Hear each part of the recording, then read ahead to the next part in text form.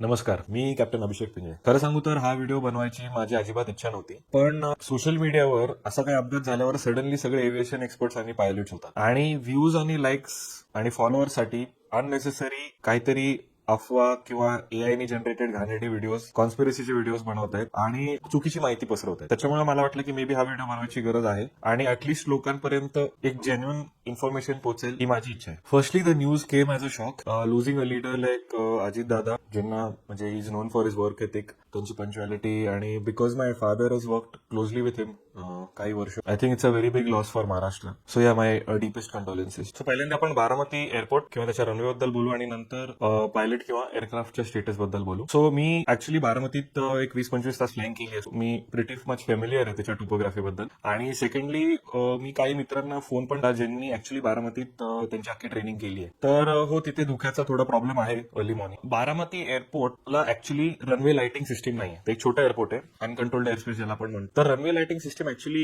त्याचा एक बेनिफिट असा असतो की तुम्हाला रनवे ऍक्च्युली कुठे आहे ते लोकेट करता येतो त्या लाइटिंग सिस्टीममुळे. म्हणजे धावपट्टीच्या चारी बाजूला त्याचे लाईट्स असतात. धावपट्टीच्या अगोदर म्हणजे जिथून धावपट्टी सुरुवात होते तिथे लाईट्स असतात, त्याला अप्रोच लाईट्स म्हणतात. कुठे संपतीये थ्रेशोल्ड लाईट्स तिथे पण लाईट्स असतात आणि एक सेंटर लाईन लाईट्स असतात. म्हणजे धावपट्टीची एक्झॅक्ट सेंटर लाईन काय आहे ते पायलटला कळते. तर ह्या लाइटिंग सिस्टीमचा ना सर्वात जास्त फायदा होतो जेव्हा फिजिबिलिटी पुअर आहे, म्हणजे कमी आहे, कमी दिसतंय तुम्हाला लांबचं, आणि जेव्हा रात्रीची वेळ असेल, नाईट ऑपरेशनसाठी. 3-4 गोष्टी लाईट्समुळे ठरतात. एक, तुम्हाला डेप्थ परसेप्शन येतं रनवेचं. म्हणजे काय, किती उंचीवर आहोत रनवेच्या आणि आपल्यापासून रनवे किती लांब आहे ह्याचा पायलटला कंटिन्युअस एक अंदाज येत असतो. तर ह्या डेप्थ परसेप्शनचं अजून एक निगेटिव्ह बारामती एअरपोर्टचा असा आहे की ते table top runway. Table top runway म्हणजे की रनवेची जी स्ट्रीप आहे, जी धावपट्टी आहे, त्याच्या आजूबाजूला सगळ्या बाजूनी खड्डा आहे. त्याच्यामुळे होतं काय की रनवेचं जे परसेप्शन आहे की ते किती उंचीवर आहे त्याचा जजमेंटल थोडा एरर होऊ शकतो पायलटकडून. सेकंड आहे, बारामती छोटं एअरपोर्ट असल्यामुळे तिथे अप्रोच नॅव्ह एड्स जे आहे, नॅव्हिगेशन एड्स ज्याला आम्ही म्हणतो, जसं एक व्हीओआर असतो किंवा आयएलएस असतो. तर हे व्हीओआर किंवा आयएलएस हे जे नॅव्हिगेशन एड्स ते पायलटला कसे हेल्प करतात. पायलटला कळतं की तो किती दूर आहे त्या पर्टिक्युलर रनवेच्या. आयएलएसनी कळतं की तो रनवेच्या ज्या स्लॅन्ट रेंज मध्ये तो जो डिसेंड करतो आहे किंवा खाली येतोय तो ऍक्च्युअल जे डिसेंट रेट पाहिजे त्याच्यापेक्षा वर आहे का खाली आहे. पायलटला त्या नॅव्हेडमुळे कंटिन्युअस आयडिया असते की तो जास्त उंचीवर आहे का जास्त खाली आहे, किंवा रनवेचा तो जास्त लेफ्टला आहे का राईटला आहे. तर कधी पण तुम्ही लँडिंगला येता ना, तर हा जो पाथ आहे ना, हा मेंटेन करायला लागतो. म्हणजे इथे जर धावपट्टी असेल तर तुम्हाला असं यायला लागतं. तुम्हाला असं पण नाही येत आहेत, असं पण नाही येत आहेत. एक पर्टिक्युलर अँगल असतो, तो तुम्हाला कंटिन्यू फॉलो करायला लागतो. तर त्या इन्स्ट्रुमेंट लँडिंग सिस्टमनी काय कळतं तुम्हाला की तुम्ही वरती आहे का तुम्ही खाली आहे का तुम्ही बरोबर आहेत, तुम्ही धावपट्टीच्या लेफ्टला आहे का राईटला आहे हे पण कळून येतं तुम्हाला. तर कमी विजिबिलिटीच्या सिच्युएशन्स मध्ये हे जे आयएलएस इन्स्ट्रुमेंट आहे ते तुम्हाला हेल्प करतं. आणि त्या इन्स्ट्रुमेंट्सनी जे कॉकपिटमध्ये दिसतं त्याला कळतं की तो रनवेच्या एक्झॅक्ट मधोमध आहे आणि तो परफेक्टली रनवे कडे येतोय का तो रनवेच्या थोडा आजूबाजूला जाणार आहे. आता ह्या दोन्ही सिस्टम्सचा उपयोग होतो जेव्हा विजिबिलिटी एकदम कमी असते किंवा पुढचं काही दिसतच नसेल. तर त्याच्यामुळे जर पुढचं दिसत नसेल तर आम्ही आमच्या कॉकपिट मधल्या इन्स्ट्रुमेंट्सकडे बघून अंदाज घेत असतो की आपण अजून खाली जायचंय का जसं आहे तसा परफेक्ट चाललोय का आपण थोडं वरती जायला पाहिजे किंवा आपण लेफ्टला जायला पाहिजे का राईटला जायला पाहिजे. हा एक कंटिन्युअस आम्ही त्या हिशोबाने एक फीडबॅक घेऊन फ्लाइंग करत असतो. काही सोशल मीडियावर रिपोर्ट्स अशा चालल्या आहेत की विजिबिलिटी 3000 मीटर होती, म्हणजे 3 किलोमीटर. पण तिथे फॉगचा जर पॅच असेल, धुकं जर असेल त्या पर्टिक्युलर रनवेवरच, तर रनवे दिसणं अवघड आहे. तर आता जसं मी तुम्हाला म्हटलं, जर सगळे कंडिशन चांगल्या आहेत, धुकं नसेल, काही नसेल, तर आपल्याला ह्या नॅव्हिगेशन एड्सचा ऍक्च्युअली इतका काही फायदा नाहीये. बिकॉज तुम्ही जजमेंट लावून आणि तुमच्या एक्सपिरियन्सनी विमान लँड करू शकतात, उतरू शकतात. पण जे फ्लाईट रडार ऍप आहे त्याच्यावर दिसतंय की दादांचं विमान एअरपोर्टवर आलं, खाली आलं आणि त्यांनी गो अराउंड केलं. आता गो अराउंड म्हणजे काय, जेव्हा तुम्ही अप्रोचला येतात लँडिंगला आणि एका पर्टिक्युलर डिसिजन हाईट वर तुम्ही ठरवता की तुम्ही पुढे कंटिन्यू करायचंय का नाही करायचंय. आता न कंटिन्यू करण्याचं कारण बरेच आहेत की तुमची स्पीड जास्त आहे, ती कमी झाली नाही, तुमची हाईट जास्त होतं, तुम्ही खाली लवकर डिसेंड करू नाही शकली, तुम्ही रनवेच्या लेफ्टला आहे किंवा राईटला आहे, किंवा तुम्हाला रनवे दिसलाच नाही, तर तुम्ही याच्यासाठी गो अराउंड करता. गो अराउंड म्हणजे तुम्ही जवळ येतात, तुम्हाला नाही दिसत आणि परत तुम्ही पॉवर देतात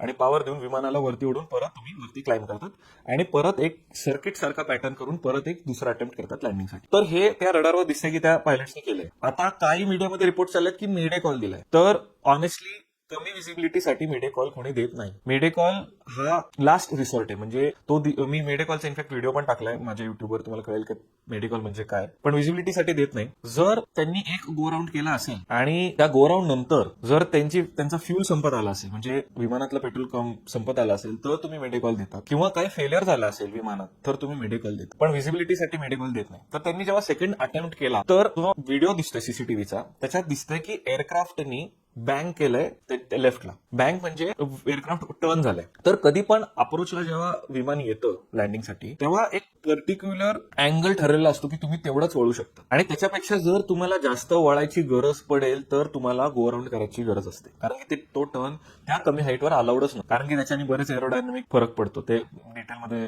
जाण्यात पण नाही.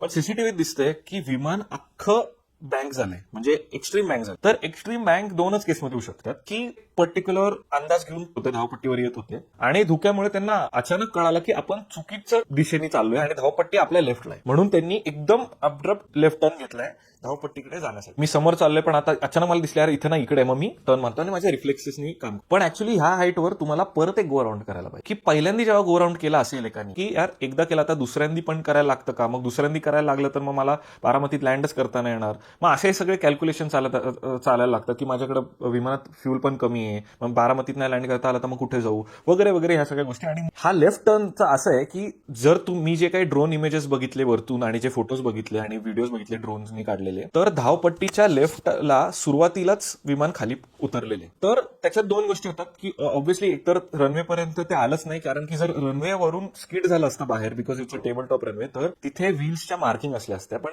जे काही मी फोटोज आणि व्हिडिओज बघितले त्याच्यात चाकांचे काहीच मार्किंग नाही. और दुसरं सिच्युएशन असं आहे की मे बी मेकॅनिकल काही फेलियर झालाय ऍट दॅट हाईट आणि त्यांना ते कंट्रोल नाही करता आलं आणि विमान लेफ्टला बँक झालं. आता मेकॅनिकल फेलियर जर आधी असेल तर येस मेडिकॉल दिला असेल. आणि मेकॅनिकल फेलियर जर असेल आणि लिटरली विमान जर असं चाललंय ह्या हाईटवर, तर ते कंट्रोल करणं I think it's very tough. Because वरती जर हवेत असेल आणि मेकॅनिकल फेलियर असेल तरी तुम्हाला तुमच्याकडे टाइम असतो तेवढं रिॲक्ट करायला आणि तेवढं कंट्रोल करायला. पण त्या हाईटवर जेव्हा तुम्ही जमिनीच्या एवढ्या जवळ असाल तर ते कंट्रोल करणं it's very tough. Lear jet जे विमान होतं दादांचं, it's a state of the art aircraft आणि खूप चांगलं विमान आहे ते. जेट इंजिन आहे. ऑब्व्हियसली प्रिलिमिनरी रिपोर्ट्स डीजीसी आता येईल 1-2-4 महिन्यात आणि मेन रिपोर्ट्सला काही वर्ष जाऊ शकतात. पण प्रिलिमिनरी रिपोर्ट्समध्ये ब्लॅक बॉक्स आणि सीव्हीआर मध्ये कळेल, कॉकपिट व्हॉइस रेकॉर्डर सीव्हीआर ज्याला आम्ही म्हणतो, त्याच्यात तुमचा कॉकपिटमध्ये दोन्ही पायलटचा काय संवाद चाललाय, एकमेकांची काय बोलतायत, ते सगळं अख्खं रेकॉर्डिंग असतं. पण ह्या दोन कन्क्लुजन्स येत आहेत की रनवे दिसला नाही, लास्ट मोमेंट त्यांना अलाइन करायचं होतं स्वतःला रनवेसाठी, म्हणून त्यांनी तो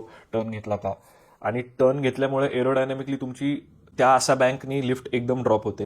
दुसरं आहे की मेकॅनिकल फेलियर ज्यांनी त्यांना ते कंट्रोल नाही झालं ते फेलियर आणि म्हणून विमान तिकडे गेलं. पण येस, ऍक्सिडेंट जेव्हा होतो तेव्हा त्याचे मल्टिपल कॉजेस असतात आणि एकाच रिझननी कधीच असा ऍक्सिडेंट होत नाही. Wait and watch for the preliminary report. आणि हो, अख्ख्या महाराष्ट्रासाठी ही खूपच दुःखद घटना घडली आहे आणि let's hope something like this doesn't happen in the future. Thank you for watching.